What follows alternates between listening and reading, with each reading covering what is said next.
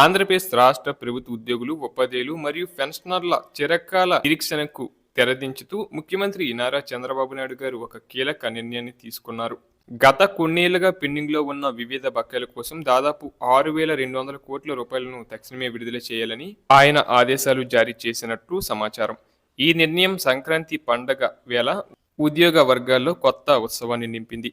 గత ప్రభుత్వ హయాంలో ఉద్యోగులు దాచుకున్న జీపీఎఫ్ నిధులను కూడా ఇతర పథకాలకు మళ్లించడంతో అత్యవసర అవసరాలకు కూడా తమ సొంత డబ్బులు వాడుకోలేక ఉద్యోగులు తీవ్ర ఇబ్బందులు పడ్డారు. ఆ కష్టాలన్నిటినీ గుర్తించిన కూటమి ప్రభుత్వం ఇప్పుడు ప్రాధాన్యత క్రమంలో బకాయిలను క్లియర్ చేస్తుంది.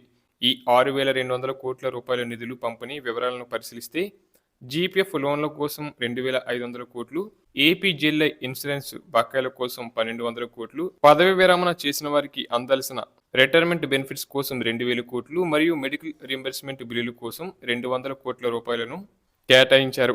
ఇవే కాకుండా సరెండర్ లీవ్స్, పీఆర్సీ ఎరేస్ వంటి ఇతర పెండింగ్ బిల్లులను కూడా కలిపితే మొత్తం 10,000 కోట్ల రూపాయల వరకు ఉన్న బకాయిలను దశలవారీగా చెల్లించేందుకు ప్రభుత్వం సిద్ధమవుతున్నట్లు తెలుస్తుంది. ఇది కేవలం అంకెలు మాత్రమే కాదు. ఎంతో కాలంగా తమ రిటైర్మెంట్ డబ్బుల కోసం కళ్ళల్లో ఒత్తులు వేసుకుని ఎదురు చూస్తున్న వేలాది మంది పెన్షనర్ల ఆశల ప్రతిరూపం. కొందరు పెన్షనర్లు తమ బకాయిలను కళ్ళ చూడకుండానే కన్ను మూసిన విషాద సంఘటనలు కూడా ఉన్నాయి. ఈ నేపథ్యంలో ప్రభుత్వం తీసుకున్న ఈ నిర్ణయం వారి కుటుంబాలకు పెద్ద ఊరట. అలాగే ఏపీజేఏసీ అమరావతి అధ్యక్షుడు బొప్పరాజు వెంకటేశ్వర్లు గారు ఈ నిర్ణయాన్ని స్వాగతిస్తూ ప్రభుత్వానికి కృతజ్ఞతలు తెలియజేశారు. ఇదే తరుణంలో పెన్షనర్ల సమస్యలపై కూడా కొన్ని ముఖ్యమైన విన్నపాలను ప్రభుత్వం ముందు ఉంచారు. గతంలో 70 ఏళ్లు నిండిన పెన్షనర్లకు ఇచ్చే 10% అదనపు పెన్షన్ను గత ప్రభుత్వం 7%కి తగ్గించింది. దీన్ని తిరిగి పాత పద్ధతిలోని 10%కి పెంచాలని వారు కోరుచున్నారు. ఇలా పెంచడం వల్ల 20,000 రూపాయలు పెన్షన్ తీసుకునే వారికి నెలకు అదనంగా 600 రూపాయలు ప్రయోజనం చేకూరుతుంది.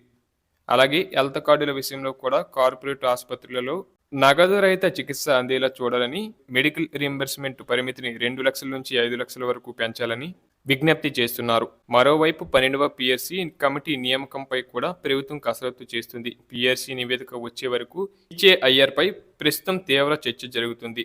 ఉద్యోగ సంఘాలు 20 నుంచి 30% ఐఆర్ కోరుతుండగా ప్రస్తుత ఆర్థిక పరిస్థితి దృష్ట్యా ప్రభుత్వం 5 నుంచి 8% వరకు ప్రకటించే అవకాశం ఉందని సమాచారం.